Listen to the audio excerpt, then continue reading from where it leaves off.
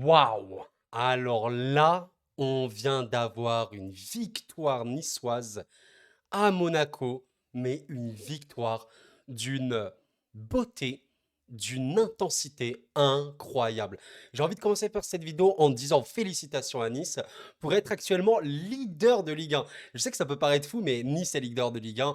Voilà, le mur de Nice, c'est un petit peu comme ça que j'ai titré cette vidéo. Bon, je vais pas vous mentir, j'ai failli changer en mettant l'éclair de Boga, mais je voulais quand même rendre hommage à Bulka, qui est pour moi l'homme du match, sincèrement. Et voilà, du coup, Nice, maintenant, grâce à cette victoire en toute fin de match, est actuellement leader de Ligue 1 avec aucune défaite à son actif, mais surtout 3 victoires de suite. Et quelle victoire de prestige contre le Paris Saint-Germain la semaine dernière et contre l'AS Monaco.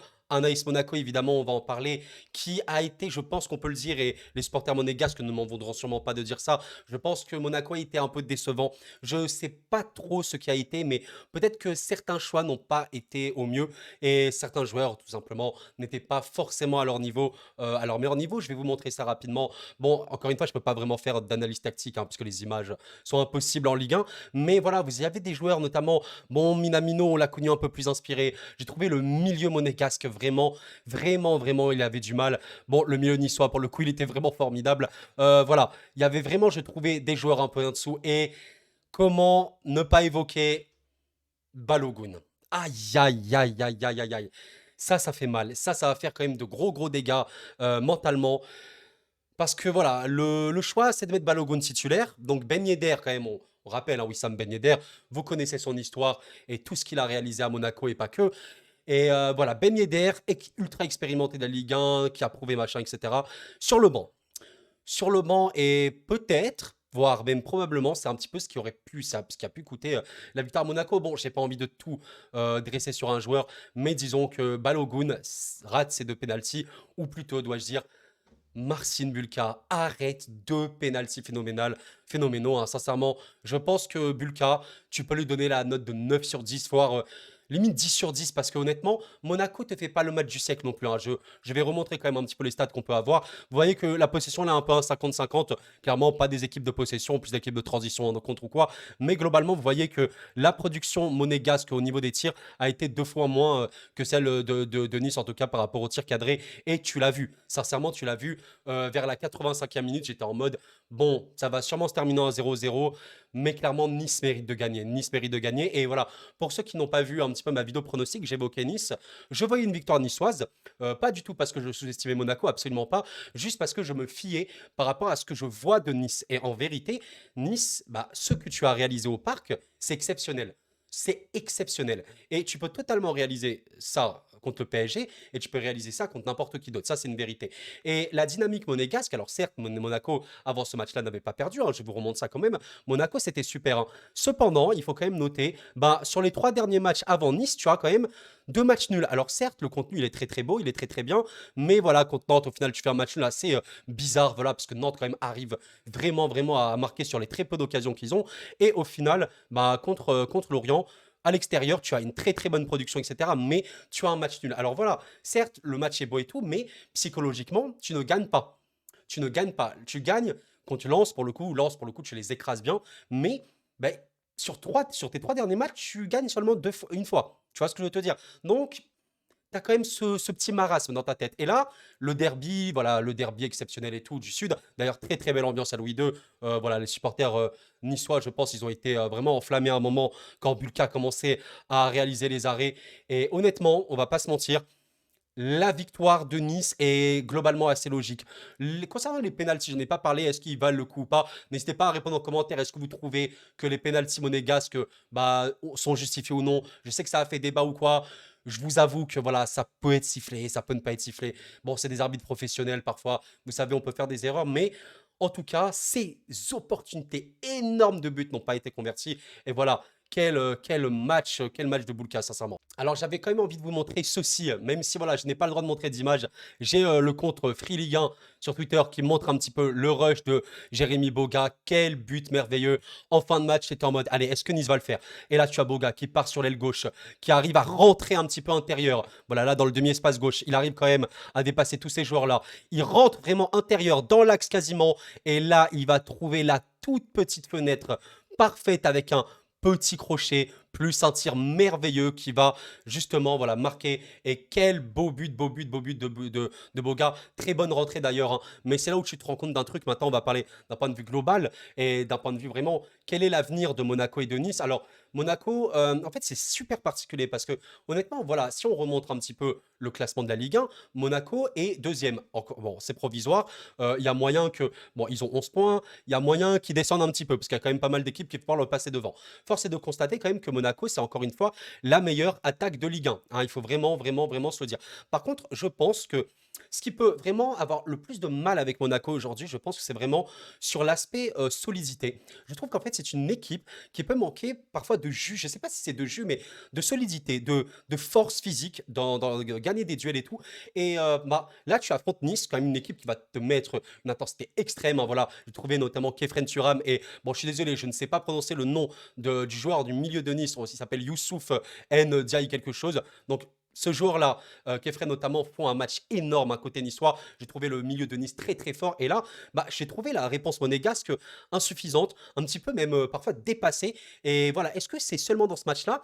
Bah, force est de constater quand même que Monaco subit des occasions. Donc, c'est un petit peu ce qui peut me faire peur par rapport à Monaco. Par contre, réellement, ils ont les clés en main, ils ont les cartes en main pour faire une très très grande Ligue 1. Parce que voilà, ce match-là, je pense qu'il y a aussi une part de responsabilité sur le coach. Je trouve que mentalement, le match a été abordé d'une manière assez spéciale parce que on avait l'impression que les Monégasques n'étaient pas à fond dedans. C'est assez particulier parce que tu es sur un derby, tu es à domicile quand même, donc il faut y aller. Mais là, voilà, après c'est mon avis, hein. Vraiment, n'hésitez pas à me dire si vous êtes d'accord ou pas avec moi. Mais voilà, je dirais que par rapport à Monaco, c'est peut-être voilà, ce côté peut-être mentalement être ultra impliqué et aussi les choix technico-tactiques qui peuvent être faits de la part du coach monégasque qui n'ont pas forcément été convaincants.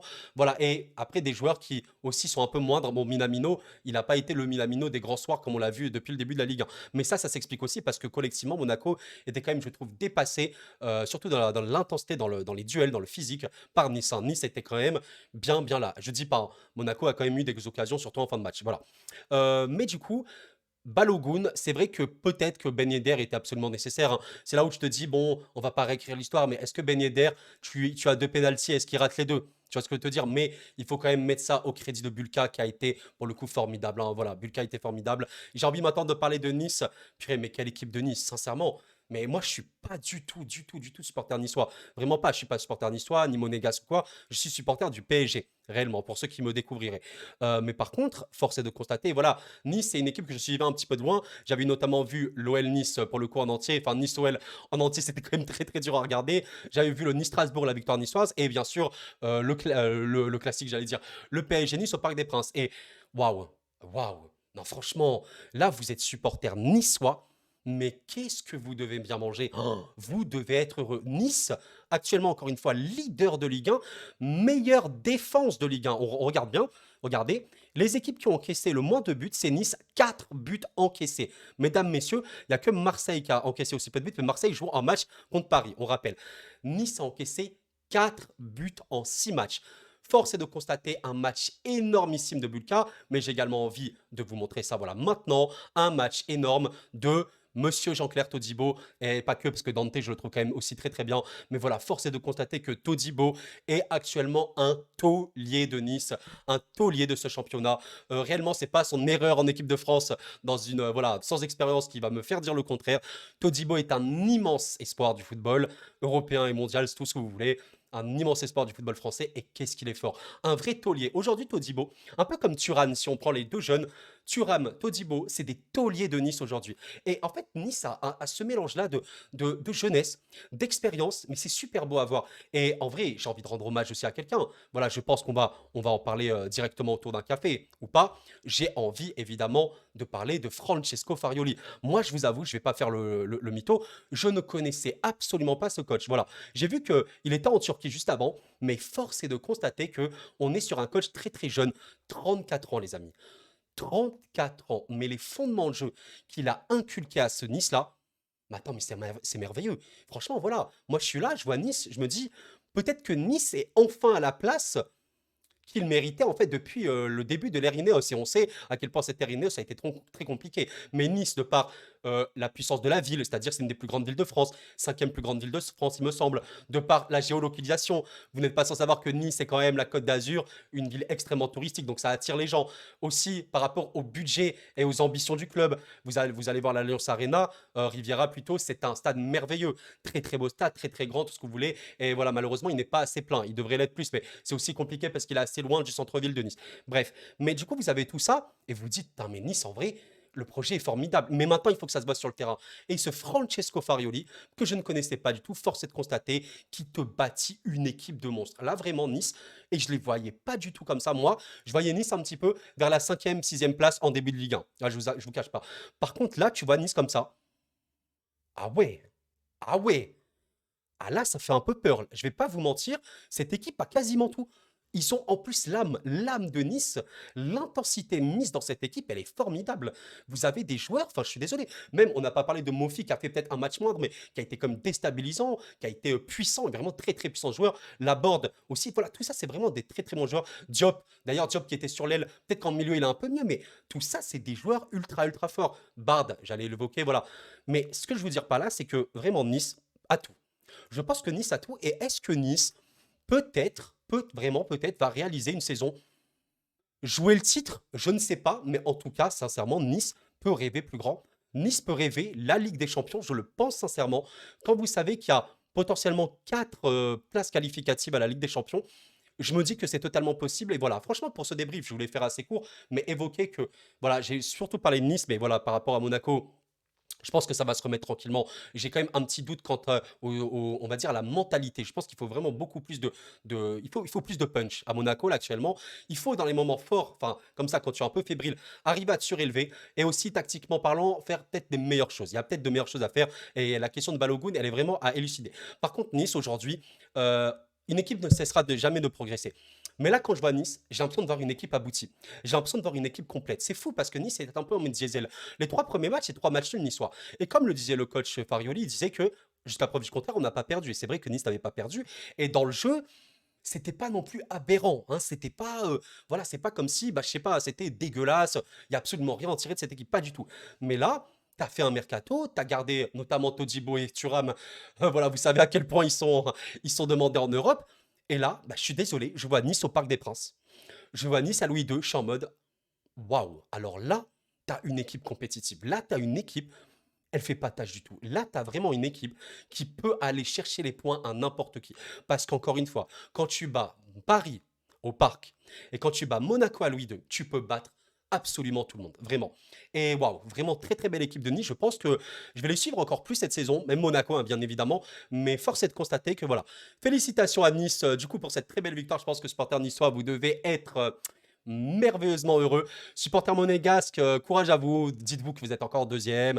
Dites-vous que, voilà, je pense que ça va repartir très tranquillement. La machine va se relancer. Je pense que le coach voit aussi qu'il y a quelque chose à modifier. Voilà. Bref, en tout cas, j'espère que vous avez apprécié cette vidéo. Pensez à liker si ce n'est pas fait. C'est ultra important pour le référencement et à vous abonner pour soutenir mon travail. Énormément de contenu arrivera tout au long de cette saison et pourquoi pas jusqu'au-delà de la vie et de la lumière. Ça veut absolument rien dire. Bref, merci d'avoir suivi. C'était Koro et la paix sur vous.